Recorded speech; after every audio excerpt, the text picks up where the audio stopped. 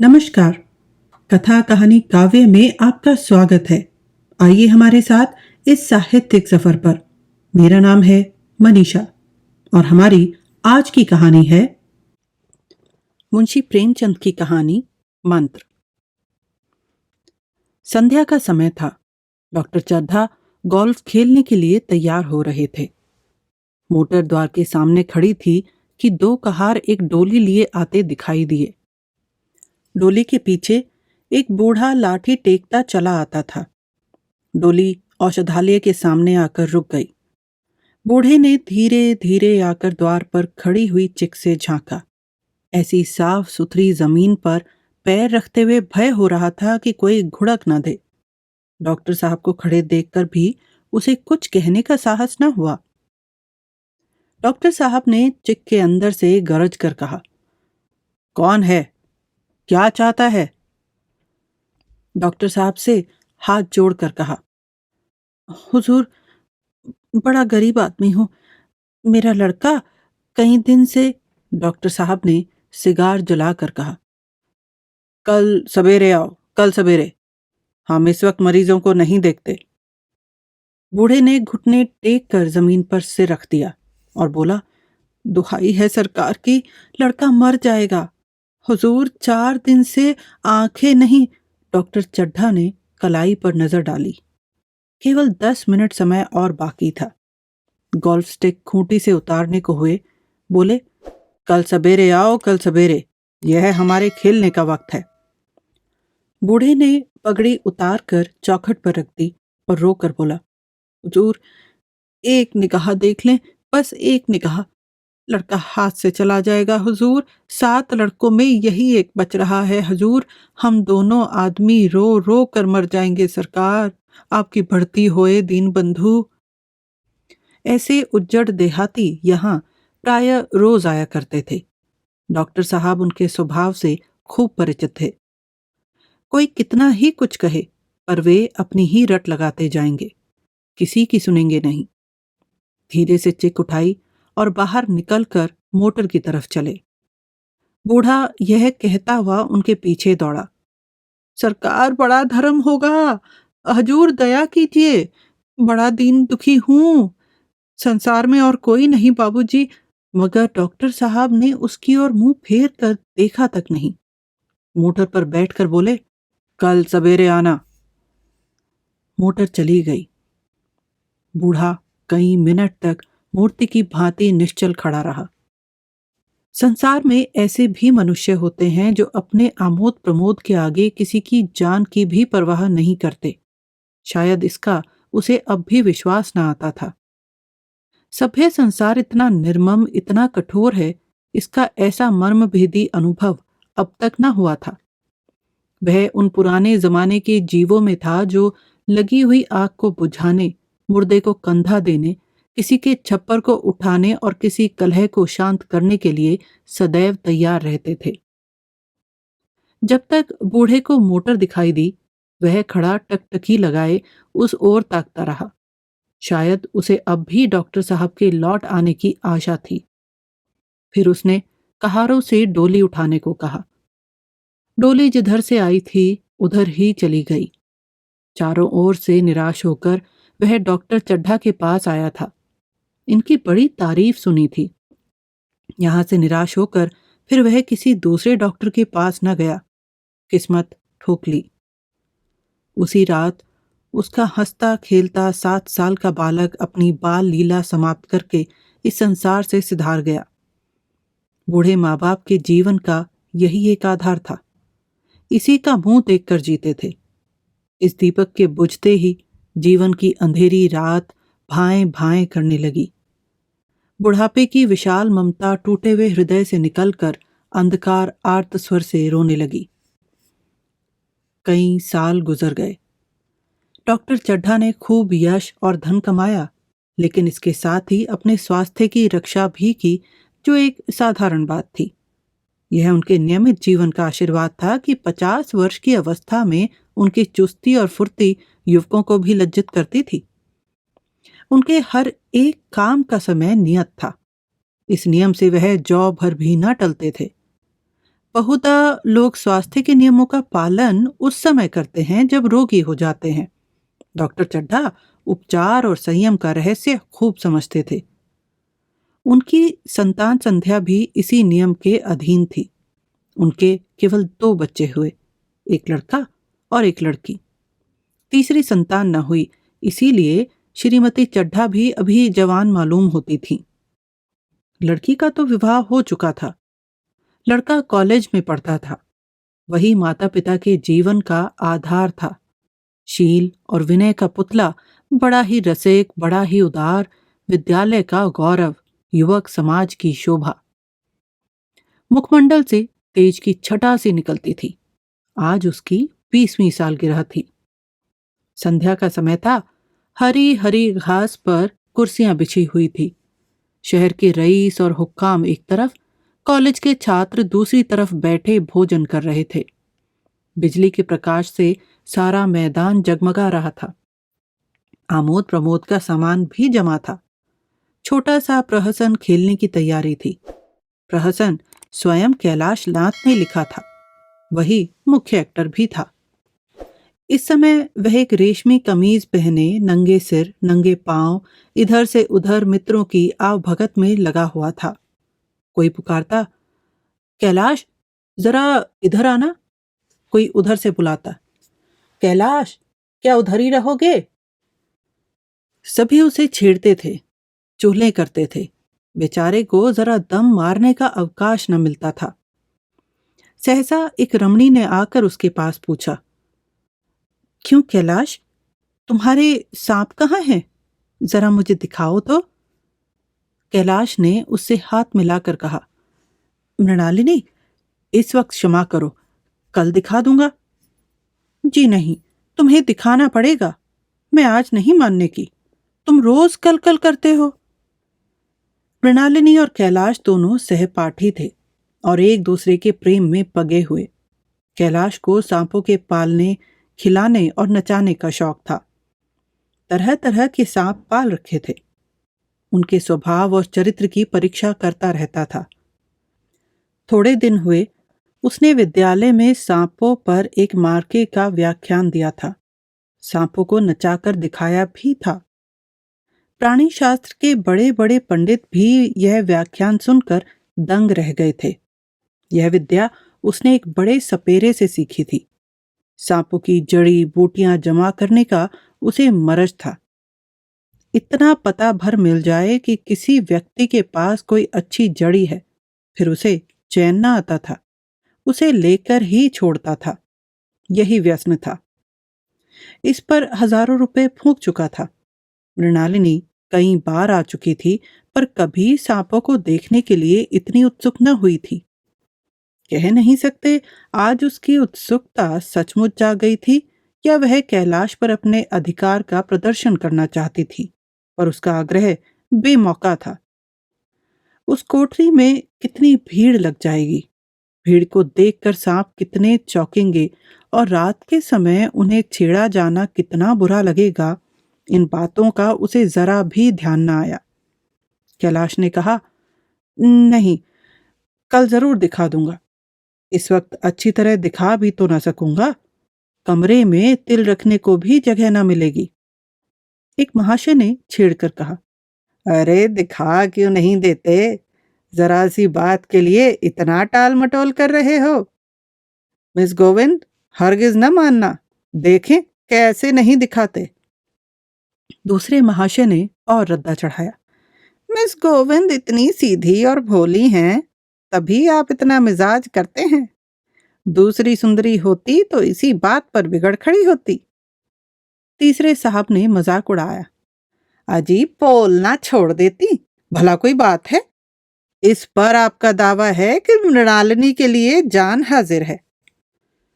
मृणालिनी ने देखा कि ये शोहदे उसे रंग पर चढ़ा रहे हैं, तो बोली, आप लोग मेरी वकालत न करें, मैं खुद अपनी वकालत कर लूंगी। मैं इस वक्त सांपों का तमाशा नहीं देखना चाहती। चलो, छुट्टी हुई। इस पर मित्रों ने ठट्टा लगाया। एक साहब बोले, देखना तो आप सब कुछ चाहें, पर दिखाए भी तो। कैलाश को मृणालिनी की झेपी हुई सूरत को देखकर मालूम हुआ कि इस वक्त उनका इनकार वास्तव में उसे बुरा लगा है। ज्यों ही प्रीति भोज समाप्त हुआ और गाना शुरू हुआ, उसने मृणालिनी और अन्य मित्रों को सांपों के दरबे के सामने ले जाकर महुवर बजाना शुरू किया। फिर एक एक खाना खोलकर एक एक सांप को निकालने लगा। वाह, क्या कमाल था! ऐसा जान पड़ता था कि वे कीड़े उसकी एक एक बात, उसके मन का एक एक भाव समझते हैं। किसी को उठा लिया, किसी को गर्दन में डाल लिया, किसी को हाथ में लपेट लिया। मृणालिनी बार बार मना करती कि इन्हें गर्दन में ना डालो, दूर ही से दिखा दो, बस जरा नचा दो। कैलाश की गर्दन में सांपों को लिपटते देखकर उसकी जान निकली जाती थी। पछता रही थी कि मैंने व्यर्थ ही इनसे सांप दिखाने को कहा, मगर कैलाश एक ना सुनता था। प्रेमिका के सम्मुख अपने सर्प कला प्रदर्शन का ऐसा अवसर पाकर वह कब चूकता। एक मित्र ने टीका की, दांत तोड़ डाले होंगे। कैलाश हंसकर बोला, दांत तोड़ डालना मदारियों का काम है, किसी के दांत नहीं तोड़े गए, कहिए तो दिखा दूं। कहकर उसने एक काले सांप को पकड़ लिया और बोला, मेरे पास इससे बड़ा जहरीला सांप दूसरा नहीं है। अगर किसी को काट ले तो आदमी आनन फानन में मर जाए, लहर भी ना आए। इसके काटे पर मंत्र नहीं, इसके दांत दिखा दूं। मृणालिनी ने उसका हाथ पकड़कर कहा, नहीं नहीं कैलाश, ईश्वर के लिए इसे छोड़ दो, तुम्हारे पैरों पड़ती हूं। इस पर एक दूसरे मित्र बोले, मुझे तो विश्वास नहीं आता, लेकिन तुम कहते हो तो मान लूंगा। कैलाश ने सांप की गर्दन पकड़कर कहा, नहीं साहब, आप आंखों से देख कर मानिए, दांत तोड़कर वश में किया तो क्या। सांप बड़ा समझदार होता है, अगर उसे विश्वास हो जाए कि इस आदमी से मुझे कोई हानि न पहुंचेगी तो वह उसे हरगिज न काटेगा। मृणालिनी ने जब देखा कि कैलाश पर इस वक्त भूत सवार है तो उसने यह तमाशा न करने के विचार से कहा, अच्छा भाई, अब यहां से चलो। देखा, गाना शुरू हो गया, आज मैं भी कोई चीज सुनाऊंगी। यह कहते हुए उसने कैलाश का कंधा पकड़कर चलने का इशारा किया और कमरे से निकल गई। मगर कैलाश विरोधियों का शंका समाधान करके ही दम लेना चाहता था।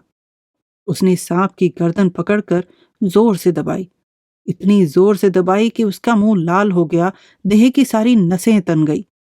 सांप ने अब तक उसके हाथों ऐसा व्यवहार न देखा था। उसकी समझ में न आता था कि यह मुझसे क्या चाहते हैं। उसे शायद भ्रम हुआ कि मुझे मार डालना चाहते हैं, अतएव वह आत्मरक्षा के लिए तैयार हो गया। कैलाश ने उसकी गर्दन खूब दबाकर मुंह खोल दिया और उसके जहरीले दांत दिखाते हुए बोला, जिन सज्जनों को शक हो आकर देख लें, आया विश्वास या अब भी कुछ शक है। मित्रों ने आकर उसके दांत देखे और चकित हो गए। प्रत्यक्ष प्रमाण के सामने संदेह को स्थान कहां। मित्रों का शंका निवारण करके कैलाश ने सांप की गर्दन ढीली कर दी और उसे जमीन पर रखना चाहा, पर वह काला गेहवन क्रोध से पागल हो रहा था। गर्दन नर्म पड़ते ही उसने सिर उठाकर कैलाश की उंगली में जोर से काटा और वहां से भागा। कैलाश की उंगली से टप टप खून टपकने लगा। उसने जोर से उंगली दबा ली और अपने कमरे की तरफ दौड़ा। वहां मेज की दराज में एक जड़ी रखी हुई थी, जिसे पीस कर लगा देने से घातक विष भी रफू हो जाता था। मित्रों में हलचल पड़ गई। बाहर महफिल में भी खबर हुई। डॉक्टर साहब घबरा कर दौड़े। फौरन उंगली की जड़ कस कर बांधी गई और जड़ी पीसने के लिए दी गई। डॉक्टर साहब जड़ी के कायल न थे। वह उंगली का डसा भाग नश्तर से काट देना चाहते, मगर कैलाश को जड़ी पर पूर्ण विश्वास था। मृणालिनी पियानो पर बैठी हुई थी। यह खबर सुनते ही दौड़ी और कैलाश की उंगली से टपकते हुए खून को रुमाल से पोंछने लगी। जड़ी पीसी जाने लगी, पर उसी एक मिनट में कैलाश की आंखें झपकने लगी, होंठों पर पीलापन दौड़ गया, यहां तक कि वह खड़ा न रह सका, फर्श पर बैठ गया। सारे मेहमान कमरे में जमा हो गए। कोई कुछ कहता था, कोई कुछ। इतने में जड़ी पीस कर आ गई। मृणालिनी ने उंगली पर लेप किया। 1 मिनट और बीता। कैलाश की आंखें बंद हो गईं। वह लेट गया और हाथ से पंखा झलने का इशारा किया। माँ ने दौड़कर उसका सिर गोद में रख लिया और बिजली का टेबल फैन लगा दिया। डॉक्टर साहब ने झुककर पूछा, कैलाश, कैसी तबीयत है? कैलाश ने धीरे से हाथ उठा लिए पर कुछ बोल न सका। मृणालिनी ने करुण स्वर में कहा, क्या जड़ी कुछ असर न करेंगी? डॉक्टर साहब ने सिर पकड़कर कहा, क्या बतलाऊं, मैं इसकी बातों में आ गया। अब तो नश्तर से भी कुछ फायदा न होगा। आध घंटे तक यही हाल रहा। कैलाश की दशा प्रति क्षण बिगड़ती जाती थी, यहां तक कि उसकी आंखें पथरा गईं, हाथ पांव ठंडे पड़ गए, मुख की कांति मलिन पड़ गई, नाड़ी का कहीं अता पता नहीं। मौत के सारे लक्षण दिखने लगे। घर में कोहराम मच गया। मृणालिनी एक और सिर पीटने लगी। माँ अलग पछाड़े खाने लगी। डॉक्टर चड्ढा को मित्रों ने पकड़ लिया, नहीं तो वह नश्तर अपनी गर्दन पर मार लेते। एक महाशय बोले, कोई मंत्र झाड़ने वाला मिले तो संभव है अब भी जान बच जाए। एक मुसलमान सज्जन ने इसका समर्थन किया। अरे साहब, कब्र में पड़ी हुई लाशें जिंदा हो गई हैं, ऐसे ऐसे बाकमाल पड़े हुए हैं। डॉक्टर चड्ढा बोले, मेरी अक्ल पर पत्थर पड़ गया था कि इसकी बातों में आ गया। नश्तर लगा देता तो यह नौबत ही क्यों आती। बार बार समझाता रहा कि बेटा सांप ना पालो, मगर कौन सुनता था। बुलाइए, किसी झाड़ फूंक करने वाले को ही बुलाइए। मेरा सब कुछ ले ले, मैं अपनी सारी जायदाद उसके पैरों पर रख दूंगा। लंगोटी बांधकर घर से निकल जाऊंगा, मगर मेरा कैलाश, मेरा प्यारा कैलाश उठ बैठे। ईश्वर के लिए किसी को बुलाइए। एक महाशय का किसी झाड़ने वाले से परिचय था। वह दौड़कर उसे बुला लाए, मगर कैलाश की सूरत देखकर उसे मंत्र चलाने की हिम्मत न पड़ी। बोला, अब क्या हो सकता है सरकार? जो कुछ होना था हो चुका। अरे मूर्ख, यह क्यों नहीं कहता कि जो कुछ ना होना था वह कहाँ हुआ? माँ बाप ने बेटे का सेहरा कहाँ देखा? मृणालिनी का कामना तरु क्या पल्लव और पुष्प से रंजित हो उठा? मन के वह स्वर्ण स्वप्न जिनसे जीवन आनंद का स्रोत बना हुआ था, क्या पूरे हो गए? जीवन के नृत्यमय तारिका मंडित सागर में आमोद की बहार लूटते हुए क्या उनकी नौका जलमग्न नहीं हो गई? जो ना होना था वह हो गया। वही हरा भरा मैदान था, वही सुनहरी चांदनी एक निशब्द संगीत की भांति प्रकृति पर छाई हुई थी। वही मित्र समाज था, वही मनोरंजन के सामान थे, मगर जहां हास्य की ध्वनि थी वहां करुण क्रंदन और अश्रु प्रवाह था। शहर से कई मील दूर एक छोटे से घर में एक बूढ़ा और बुढ़िया अंगीठी के सामने बैठे जाड़े की रात काट रहे थे। बूढ़ा नारियल पीता था और बीच बीच में खांसता था। बुढ़िया दोनों घुटनों में सिर डाले आग की ओर ताक रही थी। एक मिट्टी के तेल की कुप्पी ताक पर जल रही थी। घर में न चारपाई थी न बिछौना। एक किनारे थोड़ी सी पुआल बिछी हुई थी। इसी कोठरी में एक चूल्हा था। बुढ़िया दिन भर उपले और सूखी लकड़ियां बटोरती थी। बूढ़ा रस्सी बटकर बाजार में बेच आता था। यही उनकी जीविका थी। उन्हें न किसी ने रोते देखा न हंसते। उनका सारा समय जीवित रहने में कट जाता था। मौत द्वार पर खड़ी थी। रोने या हंसने की कहाँ फुर्सत। बुढ़िया ने पूछा, कल के लिए सन तो है नहीं, काम क्या करोगे? जाकर झगड़ू साह से 10 सेर सन उधार लाऊंगा। उसके पहले के पैसे तो दिए ही नहीं, और उधार कैसे देगा? ना देगा ना सही। घास तो कहीं नहीं गई। दोपहर तक क्या 2 आने की भी न काटूंगा। इतने में एक आदमी ने द्वार पर दस्तक दी। भगत, भगत, क्या सो गए? जरा किवाड़ खोलो।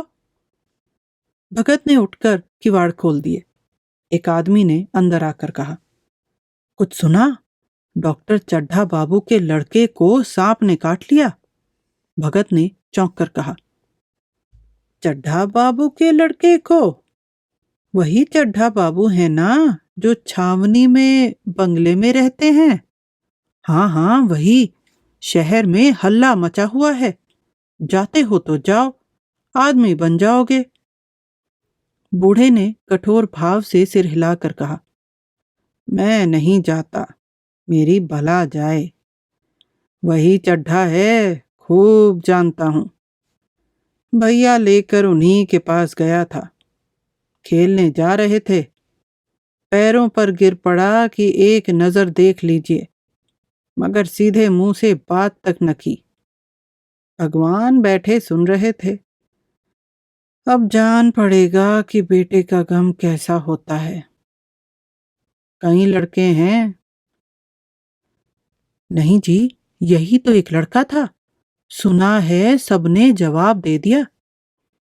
भगवान बड़ा कारसाज है। उस बखत मेरी आंखों से आंसू निकल पड़े थे, पर उन्हें तनिक भी दया न आई। मैं तो उनके द्वार पर होता तो भी न बात पूछता। तो न जाओगे? हमने तो जो सुना था सो कह दिया। अच्छा किया, अच्छा किया। कलेजा ठंडा हो गया, आंखें ठंडी हो गई। लड़का भी ठंडा हो गया होगा। तुम जाओ, आज चैन की नींद सोऊंगा। बुढ़िया से, जरा तंबाकू ले ले, एक चिलम और पीऊंगा। अब मालूम होगा लाला को, सारी साहबी निकल जाएगी। हमारा क्या बिगड़ा? लड़के के मर जाने से कुछ राज तो नहीं चला गया। जहां 6 बच्चे गए थे वहां एक और चला गया। तुम्हारा तो राज सूना हो जाएगा। उसी के वास्ते सबका गला दबा दबा कर जोड़ा था ना। अब क्या करोगे? एक बार देखने जाऊंगा और कुछ दिन बाद मिजाज का हाल पूछूंगा। आदमी चला गया। भगत ने किवाड़ बंद कर लिए, तब चिलम पर तंबाकू रखकर पीने लगा। बुढ़िया ने कहा, इतनी रात गए जाड़े पाले में कौन जाएगा? अरे दोपहर ही होता तो भी मैं न जाता। सवारी दरवाजे पर लेने आती तो भी न जाता। भूल नहीं गया हूं। पन्ना की सूरत आंखों में फिर रही है। इस निर्दयी ने उसे एक नजर देखा तक नहीं। क्या मैं न जानता था कि वह न बचेगा? खूब जानता था। चड्ढा भगवान नहीं थे कि उनके एक निगाह देख लेने से अमृत बरस जाता है। नहीं, खाली मन की दौड़ थी। अब किसी दिन जाऊंगा और कहूंगा, क्यों साहब कहिए, क्या रंग है? दुनिया बुरा कहेगी, कहे, कोई परवाह नहीं। छोटे आदमियों में तो सब ऐब हैं, बड़ों में कोई ऐब नहीं होता। देवता होते हैं सब। भगत के लिए यह जीवन में पहला अवसर था कि ऐसा समाचार पाकर वह बैठा रह गया हो। 80 वर्ष के जीवन में ऐसा कभी न हुआ था कि सांप की खबर पाकर वह दौड़ न गया हो। माघ पूस की अंधेरी रात, चैत बैसाख की धूप और लू, सावन भादों की चढ़ती हुई नदी और नाले, किसी की उसने कभी परवाह नहीं की। वह तुरंत घर से निकल पड़ता था, निस्वार्थ, निष्काम। लेन देन का विचार कभी दिल में आया नहीं। यह जैसे काम ही न था। जान का मूल्य कौन दे सकता है? यह एक पुण्य कार्य था। सैकड़ों निराशों को उसके मंत्रों ने जीवन दान दे दिया था। पर आज वह यह खबर सुनकर घर से कदम नहीं निकाल सका। यह खबर सुनकर सोने जा रहा है। बुढ़िया ने कहा, तंबाकू अंगीठी के पास रखी हुई है, उसके भी आज 2.5 पैसे हो गए, देती ही न थी।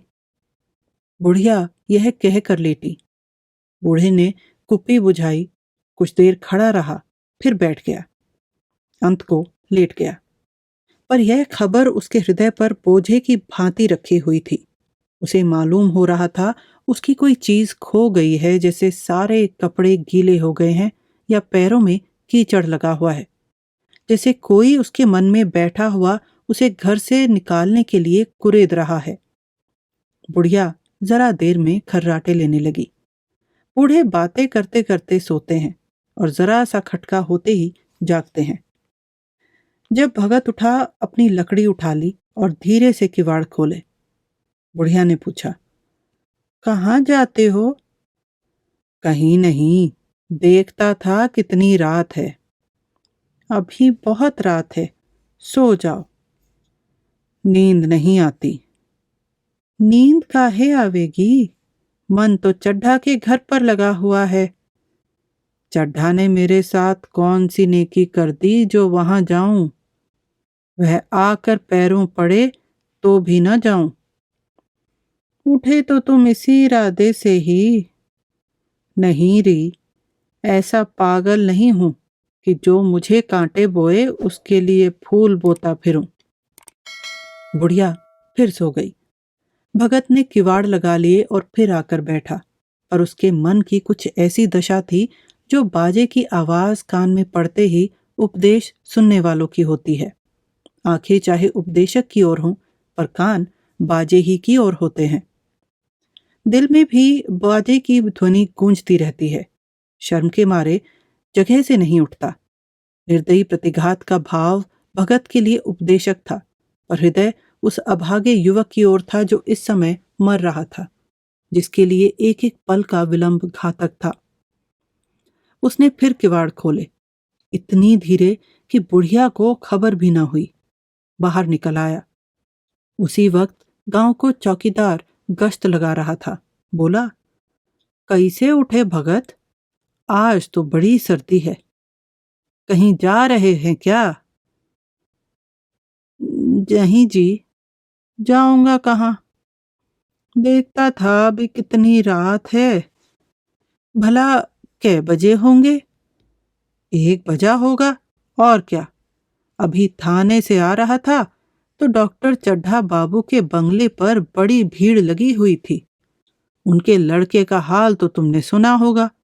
कीड़े ने छू लिया, चाहे मर भी गया हो।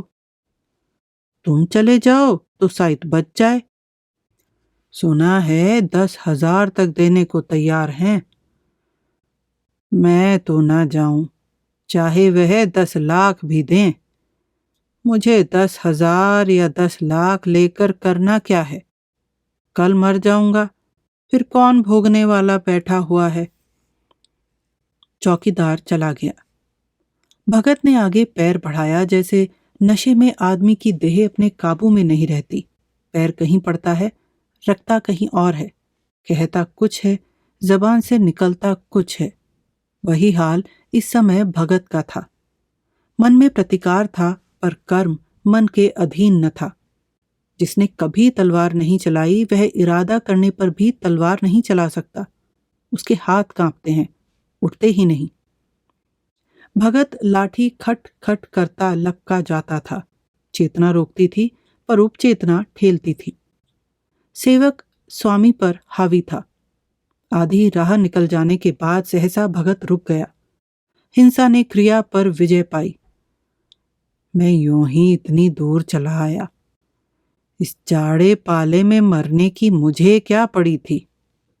आराम से सोया क्यों नहीं? नींद ना आती ना सही, 2-4 भजन ही गाता। व्यर्थ इतनी दूर दौड़ा आया।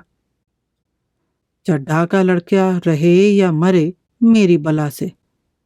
मेरे साथ उन्होंने ऐसा कौन सा सलूक किया था कि मैं उनके लिए मरूं? दुनिया में हजारों मरते हैं, हजारों जीते हैं। मुझे किसी के मरने जीने से मतलब? मगर उपचेतन ने अब तक एक दूसरा रूप धारण किया, जो हिंसा से बहुत कुछ मिलता जुलता था। वह झाड़ फूंक करने नहीं जा रहा है।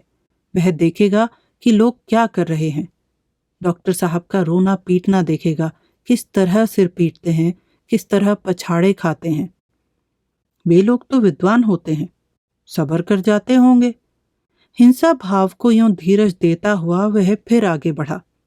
इतने में दो आदमी आते दिखाई दिए। दोनों बातें करते चले आ रहे थे। चड्ढा बाबू का घर उजड़ गया, वही तो एक लड़का था। भगत के कान में यह आवाज पड़ी। उसकी चाल और भी तेज हो गई। थकान के मारे पांव न उठते थे। शिरोभाग इतना बढ़ा जाता था मानो अब मुंह के बल गिर पड़ेगा। इस तरह वह कोई 10 मिनट चला होगा कि डॉक्टर साहब का बंगला नजर आया। बिजली की बत्तियां जल रही थी मगर सन्नाटा छाया हुआ था। रोने पीटने की आवाज भी न आती थी। भगत का कलेजा धक धक करने लगा। कहीं मुझे बहुत देर तो नहीं हो गई। वह दौड़ने लगा। अपनी उम्र में वह इतना तेज कभी न दौड़ा था। बस यही मालूम होता था मानो उसके पीछे मौत दौड़ी चली आ रही है। 2 बज गए थे। मेहमान विदा हो गए। रोने वालों में केवल आकाश के तारे रह गए थे और सभी रो रो कर थक गए थे। बड़ी उत्सुकता के साथ लोग रह रह कर आकाश की ओर देखते थे कि किसी तरह सूही हो और लाश गंगा की गोद में दे दी जाए। सहसा भगत ने द्वार पर पहुंचकर आवाज दी।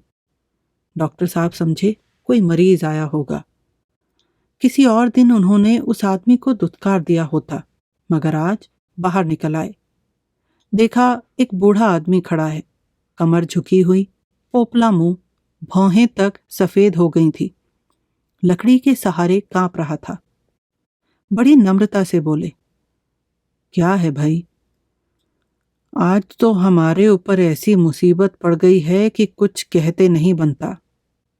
फिर कभी आना। इधर 1 महीना तक तो मैं शायद किसी भी मरीज को न देख सकूंगा। भगत ने कहा, सुन चुका हूं बाबूजी, इसीलिए आया हूं। भैया कहाँ हैं? जरा मुझे दिखा दीजिए। भगवान बड़ा कारसाज है, मुर्दे को भी जिला सकता है। कौन जाने अब भी उसे दया आ जाए। चड्ढा ने व्यथित स्वर से कहा, चलो देख लो, मगर 3-4 घंटे हो गए। जो कुछ होना था हो चुका। बहुतेरे झाड़ने फूंकने वाले देख दाख कर चले गए। डॉक्टर साहब को आशा तो क्या होती, हाँ, बूढ़े पर दया आ गई। अंदर ले गए। भगत ने लाश को 1 मिनट तक देखा, तब मुस्कुरा कर बोला, अभी कुछ नहीं बिगड़ा है बाबूजी। यह नारायण चाहेंगे तो आध घंटे में भैया उठ बैठेंगे। आप नाहक दिल छोटा कर रहे हैं। जरा कहारों से कहिए पानी तो भरें। कहारों ने पानी भर भर कर कैलाश को नहलाना शुरू किया। पाइप बंद हो गया था। कहारों की संख्या अधिक न थी, इसीलिए मेहमानों ने अहाते के बाहर के कुएं से पानी भर भर कर कहारों को दिया। मृणालिनी कलसा लिए पानी ला रही थी। बूढ़ा भगत खड़ा मुस्कुरा मुस्कुरा कर मंत्र पढ़ रहा था, मानो विजय उसके सामने खड़ी है। जब एक बार मंत्र समाप्त हो जाता तब वह एक जड़ी कैलाश के सिर पर डाले गए और न जाने कितनी बार भगत ने मंत्र फूका। आखिर जब उषा ने अपनी लाल लाल आंखें खोली तो कैलाश की भी लाल लाल आंखें खुल गई। एक क्षण में उसने अंगड़ाई ली और पानी पीने को मांगा। डॉक्टर चड्ढा ने दौड़कर नारायणी को गले लगा लिया। नारायणी दौड़कर भगत के पैरों पर गिर पड़ी और मृणालिनी कैलाश के सामने आंखों में आंसू भरे पूछने लगी, अब कैसी तबीयत है? एक क्षण में चारों तरफ खबर फैल गई। मित्रगण मुबारकबाद देने आने लगे। डॉक्टर साहब बड़े श्रद्धा भाव से हर एक के सामने भगत का यश गाते फिरते थे। सभी लोग भगत के दर्शनों के लिए उत्सुक हो उठे, मगर अंदर जाकर देखा तो भगत का कहीं पता न था। नौकरों ने कहा, अभी तो यहीं बैठे चिलम पी रहे थे। हम लोग तंबाकू देने लगे तो नहीं ली, अपने पास से तंबाकू निकाल कर भरी। यहां तो भगत की चारों ओर तलाश होने लगी और भगत लपका हुआ घर चला जा रहा था कि बुढ़िया के उठने से पहले पहुंच जाऊं। जब मेहमान लोग चले गए तो डॉक्टर साहब ने नारायणी से कहा, बुढ़ा न जाने कहाँ चला गया। एक चिलम तंबाकू का भी रवादार ना हुआ। मैंने तो सोचा था इसे कोई बड़ी रकम दूंगी। रात को तो मैंने नहीं पहचाना, पर जरा साफ हो जाने पर पहचान गया। एक बार यह एक मरीज को लेकर आया था। मुझे अब याद आता है कि मैं खेलने जा रहा था और मरीज को देखने से इनकार कर दिया था। आज उस दिन की बात याद करके मुझे जितनी ग्लानि हो रही है, उसे प्रकट नहीं कर सकता। मैं उसे अब खोज निकालूंगा और उसके पैरों पर गिरकर अपना अपराध क्षमा कराऊंगा। वह कुछ लेगा नहीं, यह जानता हूं। उसका जन्म यश की वर्षा करने ही के लिए हुआ है। उसकी सज्जनता ने मुझे ऐसा आदर्श दिखा दिया है जो अब से जीवन पर्यंत मेरे सामने रहेगा।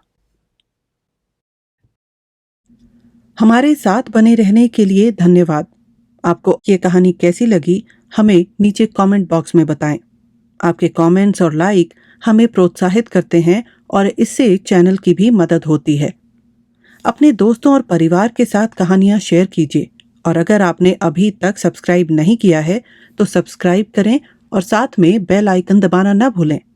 इससे हमारे अपडेट्स आपको सबसे पहले मिलेंगे।